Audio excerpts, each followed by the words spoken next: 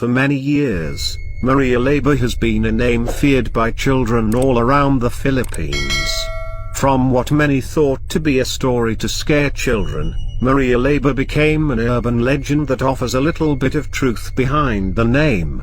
Compared to other Filipino horror stories and urban legends like the White Lady in Bali Drive, Maria Labo is fairly recent.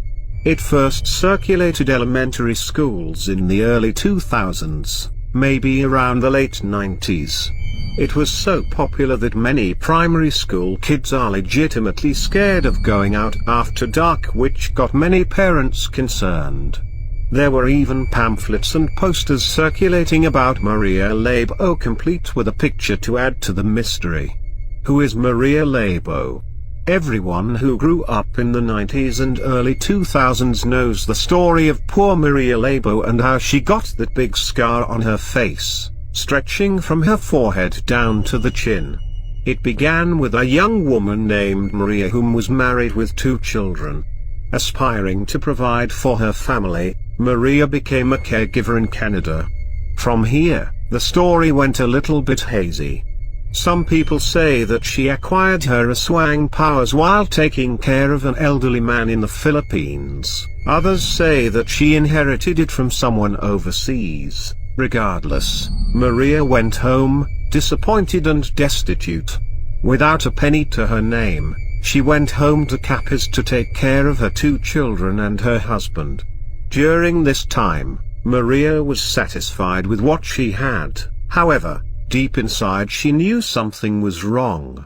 Plagued with nightmares, sleep was a luxury for Maria.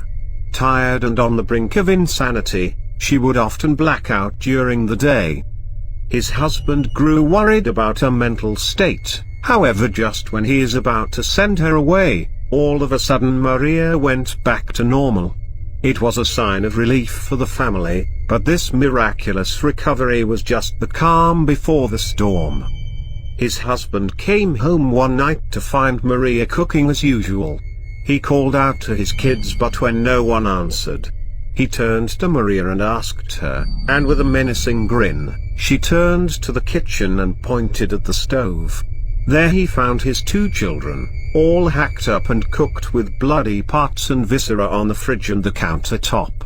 In an act of fury, his husband struck her with a bolo or labo, leaving behind a huge wound on her face. She then fled the scene and went south to Visayas and Mindanao, where her tales echoed in many campfires and primary school children for years. The myth.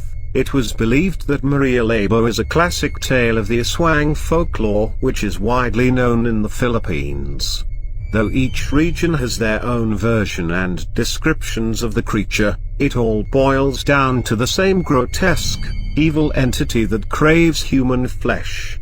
Its origin can be traced as far back as the 16th century, with accounts from Spanish colonists deeming it the most feared creature in the country. Even with the globalization of the Philippines, an aswang is still the scariest thing you could ever encounter, especially in provinces where the belief of an aswang is still strong. What makes an aswang so fearsome is their supernatural abilities. They are cunning shapeshifters that can turn into a number of animals, including pigs, birds, and dogs, wandering from one place to another in search of an unfortunate victim.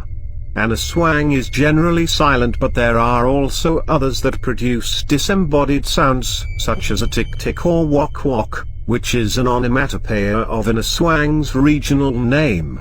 They can also turn into humans by day. In fact, some believe they are humans who have been cursed.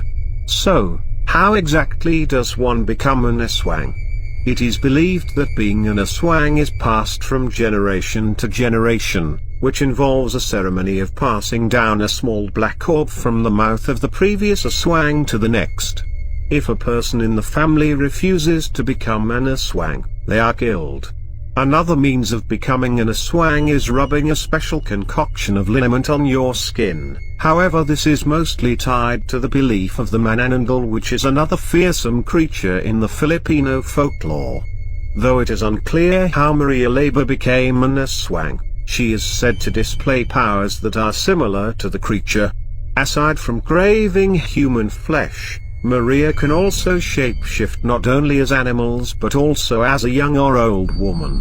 In lieu to her infamy, there was also a mobile number that circulated whom belonged to Maria Labo. It is said that when you call this number, you would hear nothing but disembodied growling. She became infamous that parents were genuinely concerned about a roaming madwoman, killing and eating people. Even the local press was on the story about Maria Labo, adding fuel to the fire. While many believed the story, some were skeptic about the story. Some sources revealed that Maria Labo was nothing but a social experiment to see how fast information can travel, and the whole phenomena was just an overblown psychological study that has gotten out of hand. Though in recent years, Maria Labo has been overshadowed by other paranormal stories, she became the reason why we would never sleep with our feet sticking out of the bed. What do you think about this story? Do you believe Maria Labo is real? Or she's just another fake story told to children so they will behave? If you like this video, please give us a thumbs up, post your comment down below and subscribe to our channel for more terrifying videos. Thank you.